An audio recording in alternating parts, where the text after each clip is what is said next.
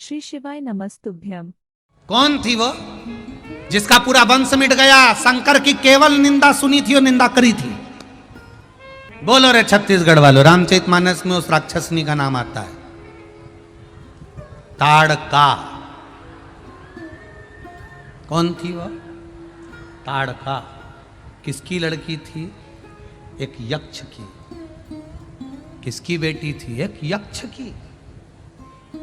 और वो यक्ष भी कोई साधारण नहीं था महाराज। सुकेतु नाम का यक्ष, सुकेतु नाम का यक्ष, जिसके घर में औलाद नहीं हुई, संतान नहीं हुई, बड़ा चिंता में, बड़ा चिंता। कई कई माताओं को जब संतान नहीं होती है ना, तो बड़े दुखी होकर के, आओ हमें नहीं जाना शंकर जी के मंदिर मंदिर।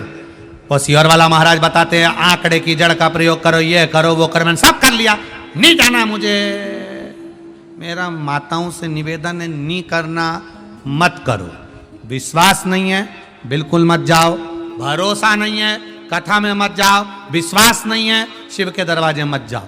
पर संतान भी नहीं हो रही है तो भी शंकर की निंदा मत करना, क्योंकि जिस दिन वो औलाद देगा तो कहीं ताड़का जैसी नहीं दे दे। यही हुआ, यही। अब तुम्हें विचार करना चाहिए, ताड़का नाम की राक्षसी का भगवान ने संहार करा। क्यों करा? राम जी को ऐसी क्या पड़ गई कि वो ताड़का का संहार करने पहुंच गए? क्या जरूरत पड़ गई? केवल एक गलती ताड़का के पिता ने कर दी थी। सुकेतु नाम का यक्ष एक गलती कर दिया, उसके घर में संतान नहीं, औलाद नहीं, तो वो तप करने के लिए इंद्र का बैठा, इंद्र का तप करा तो इंद्र ने आकर कह दिया, सुकेतु तुम्हें क्या चाहिए? मेरे घर में संतान चाहिए, मेरा तप मत करो, करना है तो शंकर जी का करो। सुकेतु ने मन में सोचा, शंकर जी का तप कर कर क्या करूंगा? शिव जी का तप कर कर करूंगा क्या? सुकेतु ने कहा, मैं शंकर जी का तप मत नहीं करूंगा। वो तो खुद शमशान में रहता है, वो तो खुद कैलाश पर रहता है। जो शमशान में रहता है वो क्या देगा? उसके पास तो खुद पहनने के लिए कपड़ा नहीं। बस सुकेतु ने अपशब्द कहा, ब्रह्मा जी का तप किया, ब्रह्मा जी प्रकट हुए, उन्होंने कहा क्या मांगना है तुमको? बस संतान चाहिए, मेरे यहां संतान नहीं, औलाद नहीं, औलाद नहीं है। तेरे यहां संतान का सुख नहीं है सुकेतु, तेरे को औलाद नहीं हो सकती, संतान का सुख नहीं है। ब्रह्मा जी ने कह दिया सुकेतु तेरे यहां संतान नहीं होगी। सुकेतु ने कहा संतान तो मेरे यहां होगी। ब्रह्मा जी कोई उपाय? ब्रह्मा जी ने कहा मैं जो लिख देता हूं उसको दूसरा कोई नहीं टालता, केवल एक ही टालता। कौन? महादेव। अगर तू महादेव का भजन करेगा तो संतान होगी। सुकेतु ने कहा वो शमशान में रहने वाला, भस्म रमाने वाला, जटा जूट बांधने वाला, जिनके बच्चे के हाथी के मुंह लगे, वो मुझे क्या औलाद देंगे? बस सुकेतु ने भगवान विष्णु की आराधना करना प्रारंभ कर। यक्ष सुकेतु भगवान नारायण की आराधना कर रहा है। जो नारायण की आराधना करना प्रारंभ करा, ओम विष्णवे नमः, ओम विष्णवे नमः, ओम विष्णवे नमः, भगवान प्रकट हो गए। मांग सुकेतु क्या चाहिए? सुकेतु कहते हैं मुझे संतान चाहिए। भगवान के तेरे भाग्य में नहीं है, कौन दे सकता है? भगवान नारायण ने कहा शंकर जी दे सकते, कि उनकी तो आराधना नहीं करूंगा। कई कई इतने निंदा करने वाले होते हैं कि उनको घर के लोग समझाते हैं क्यों बुरा बोलते हो, उनके लिए क्यों बुरा बोलते हो, उनके लिए क्यों बुरा बोलते हो, उनके लिए क्यों बुरा करते हो। घर के लोग समझा रहे हैं, पर उसकी आदत पड़ी है। वो निंदा करे बिगाड़, बोले बिगाड़ रह ही नहीं सकता, क्योंकि भगवान भी चाहता है कि ये निंदा करे, बोले, जिससे इसका वंश जल्दी से जल्दी निपटे, इसलिए वो करवा रहा है निंदा। अब सुकेतु तो यक्ष है, इतना बड़ा यक्ष के पद पर बैठा हुआ, चाहता तो भजन करता शिव जी का।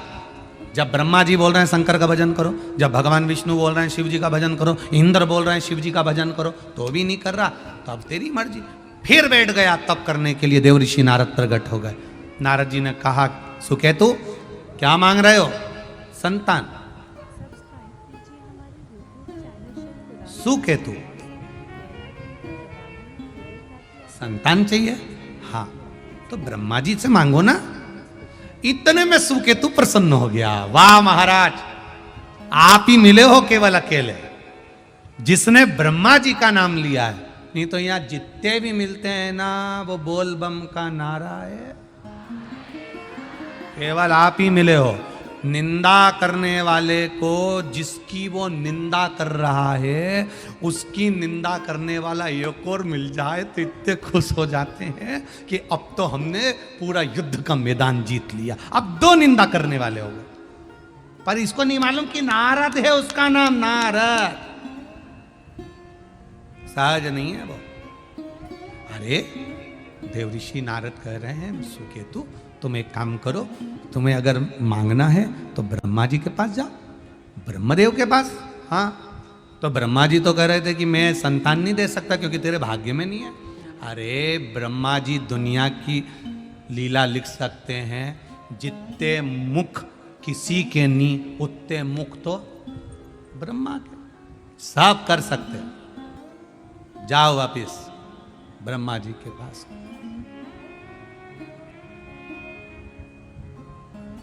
संतान दे दो। ब्रह्मा जी बोले कि दे तो दूंगा, मना नहीं। तू जिद पर अड़ा है, दे दूंगा। इतनी जिद्दी कर रहा है तो संतान देने में मुझे कोई दिक्कत नहीं। पर कैसी संतान चाहिए तुझे बोल। अरे मुझे चाहे बेटा हो, मुझे चाहे बेटी हो, सुंदर हो। सब्सक्राइब कीजिए हमारे YouTube चैनल शिव पुराण अति सुंदर, बेल आइकन को दबाना न भूलें। बहुत सुंदर। आपको हमारे लेटेस्ट वीडियोस की अपडेट्स मिलती रहे। श्री शिवाय नमस्तुभ्यम। आपसे एक बात पूछें रे छत्तीसगढ़ वालों, कोई व्यक्ति बहुत सुंदर हो, बहुत सुंदर, बहुत सुंदर हो, बहुत सुंदर, और दिन भर दूसरे की निंदा करता रहे तो उसकी सुंदरता किस काम की हो? बोलो रे छत्तीसगढ़ वाला, सही है कि गलत है? और कोई अगर मान लो सुंदर नहीं भी है, मान लो सुंदर नहीं है वो, कोई स्वरूप से विहीन है, और अगर वो किसी की निंदा ही नहीं करता, केवल अपने काम में व्यस्त रहता है, भजन में व्यस्त रहता है, अपने कर्म में लगा, क्या किसको रोइए के सोइए, उसे कोई मतलब नहीं किसी का, तो वो सुंदर व्यक्ति से ज्यादा बेकार है कि अच्छा है? अच्छा है ना, क्योंकि भले वो सुंदर नहीं है पर उसने किसी की निंदा नहीं करी। कई लोगों की आदत होती है बड़े बड़े स्थान पर बैठकर निंदा कर बैठते हैं, वो ऐसा, वो वैसा, वो ऐसा। ना ना, रामचरितमानस तक में लिखा है, ऊंच निवास नीच कर तूती, देख न सकई पराई विभूति। ना ना करिए, निंदा ना करिए। कितना कीमत वाला मुख भगवान ने दिया है, कितना कीमत वाला ये श्रवण शक्ति भगवान ने दी है, कितनी कीमत वाले हाथ दिए हैं, कितने कीमत वाले नयन भगवान ने दिए हैं, कितने कीमत वाले ये चरण भगवान ने दिए हैं, कितना कीमती बनाकर भगवान ने भेजा है, और करोड़ों की जायदाद देकर हमको ये शरीर देकर भेजा और उसको निंदा में निकाल दो तो क्या मतलब? आप सब इस कथा में आए हो, एक संकल्प लेकर जाना अपने मन में कि ना तो मैं शंकर जी के किसी भक्त की निंदा सुनूंगी, ना कभी शिव महापुराण की कभी निंदा सुनूंगी, ना कभी मैं शंकर की निंदा सुनूंगी, और ना कभी मैं शंकर की निंदा करूंगी। मेरा संकल्प ये होना चाहिए कि मैं ना सुनूं और ना शिव की निंदा करूं। जो बने भजन करो, ना बने मौन। हम ज्यादा कुछ नहीं कर सकते तो इतना तो कर सकते हैं कि हम शिव की निंदा नहीं करेंगे, शंकर का गुणगान करेंगे। बनेगा तो करेंगे, ना बनेगा तो ना करेंगे। सुकेतु बेटा हो चाहे बेटी हो पर सुंदर हो, ब्रह्मा जी ने वर दे दिया। सुकेतु तेरे घर में एक कन्या जन्म लेगी, वर है, बड़ी सुंदर, देवलोक की अप्सराएं भी उसके सामने फीकी होगी। इतनी सुंदर थी वो ताड़का, ब्यूटी क्वीन, इतनी सुंदर, इतनी सुंदर। सुकेतु की पत्नी जब गर्भ से हुई, उसके यहां बच्चे नहीं, और पत्नी जब गर्भ से हुई तो कह दिया सब जगह जाना, शंकर के मंदिर के सामने से निकल के मत जाना, सुकेतु ने कह दिया। कई लोग आपको भड़काएंगे, ज्ञान देने वाले ज्ञान देंगे, गर्भवती नारी को शंकर के मंदिर नहीं जाना चाहिए, गर्भवती नारी को शिवजी पे जल नहीं चढ़ाना चाहिए, ये ज्ञान देंगे देने वाले बहुत।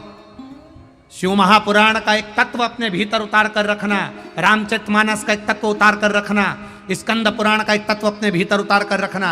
सुकेतु ने अपनी पत्नी से कहा था शंकर के शिवालय के सामने से भी निकल कर मत जाना। जब पत्नी शिव के शिवालय के सामने से जाती थी तो मुंह को टेढ़ा कर कर चली जाती थी, अपशब्द बोलती हुई, निंदा करती हुई, आड़ा टेढ़ा बोलती हुई चली जाती थी। शिव महापुराण की कथा तो यहां तक कहती है कि शंकर के मंदिर भी नहीं जा सकते, शिव के मंदिर का शिखर का दर्शन कर लो तो सर्व पाप नाशनम, सब पाप नष्ट हो जाते हैं। यहाँ तक शिव पुराण कहती है यदि शंकर के मंदिर में अंदर प्रवेश नहीं कर सकते, बाहर से निकल कर ही चले जाओगे तो उसमें भी आपको भगवान के दर्शन का ही फल मिल जाता है। पर सुकेतु ने उल्टा कर दिया। अगर आपको यह वीडियो पसंद आया है तो कृपया वीडियो को लाइक करें, कमेंट करें और हमारी चैनल को सब्सक्राइब करें। श्री शिवाय नमस्तुभ्यम।